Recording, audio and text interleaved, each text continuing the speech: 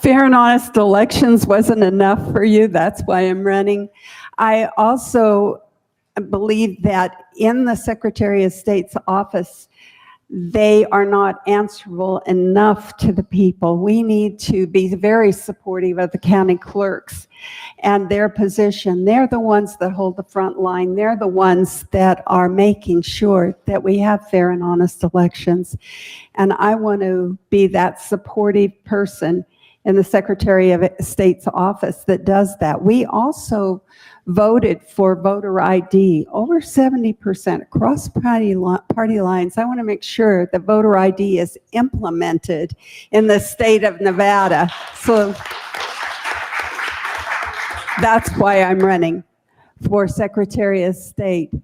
We also have a Secretary of State that wants to centralize power in his office. We need to decentralize.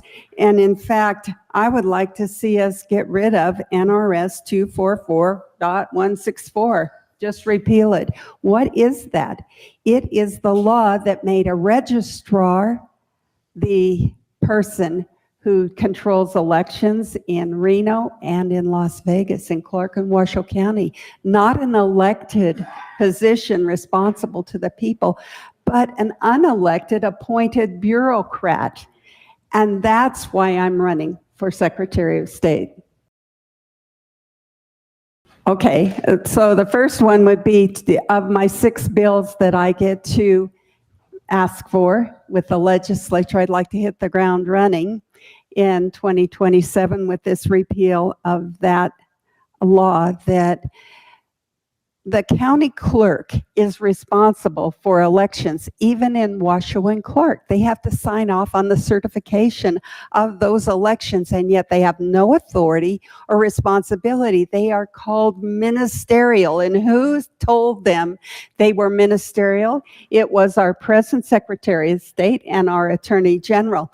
We need to have a county clerk that has the same authority, responsibility as Scott Hohen does. We need to make sure that that person is in place in our large county, the places where when you have questions about, do we have fair and honest elections in the state of Nevada, where do those questions come from? They come from elections in Washoe and Clark County, not from the rurals, where the rural county clerks are keeping an eye on their elections. And that's probably one of the more important issues.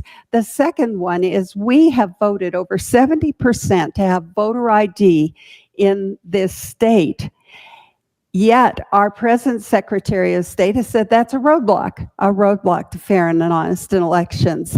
And so we need someone in that position who will implement and make sure that we do have voter ID and that it's not watered down, that it is exactly what the people put into the Constitution. Finally, our president has said we not only need voter ID, but we need citizens voting. We need fair and honest elections with voter integrity in our rolls, our voter rolls. I believe that he is exactly right, and that's why I'm running for Secretary of State, so I can implement those kinds of policies within that office. So what are you doing in your spare time? Well, I've been raising money since December when I announced for Secretary of State. I also asked someone that I thought probably has an idea of what this race is going to cost, and that was in the governor's office. I said, what do you think? And he said $5 million. So that's my budget. $5 million? Yes. So that's my budget. I will tell you that Danny scoffed, and I'll let him explain the scoffing here, but I will tell you that we underestimate the other side always. And a lot of our underestimation is that we don't say we need a high bar. I will tell you that when I ran against Terry Reid, I raised $28 million for that race. For what did you run against him? U.S. Senate.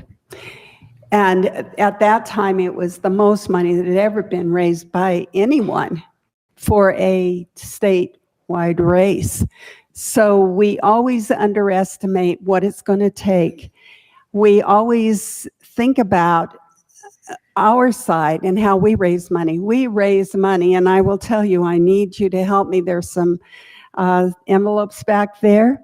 It will take, to make 5 million, it will take 25,000 people, and I think we've got them here in this state, 25,000 people to give me $200 or $20 a month for the next 10 months. That's 5 million. So I'm counting on you to help me with that. That's the way we raise money.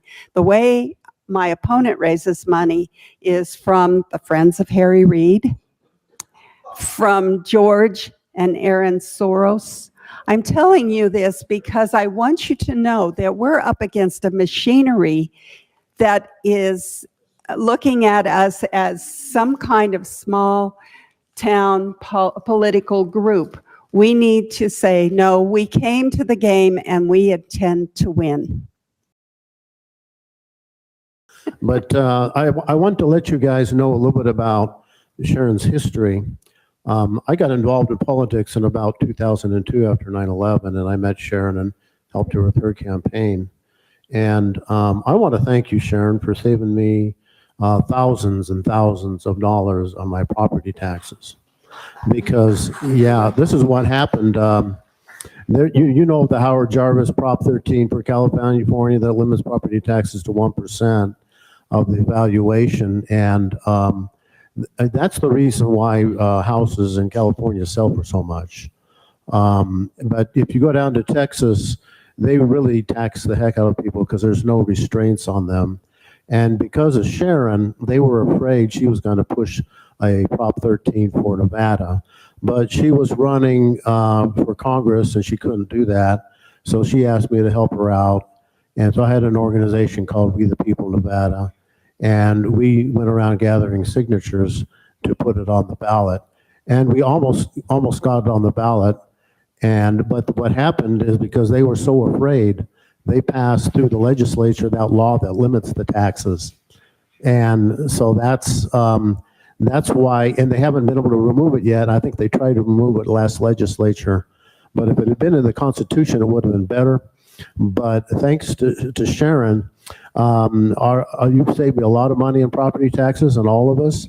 And so I think if you guys want to pay her back a little bit and fund her campaign, I think that'd be a great thing to do. I'd just say thank you, Cliff.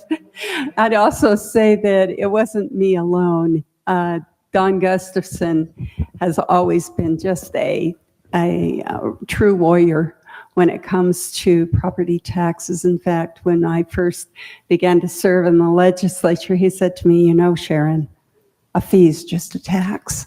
Yeah. And so we always voted no on tax and fee increases because just the taxes overall, a fee just gets individuals. But anyway, I want to give Don kudos for that. One of the things that I'm pleased about is that I was the first one to introduce a law for voter ID. So that's another reason why I'm running for Secretary of State. I want to see that implemented.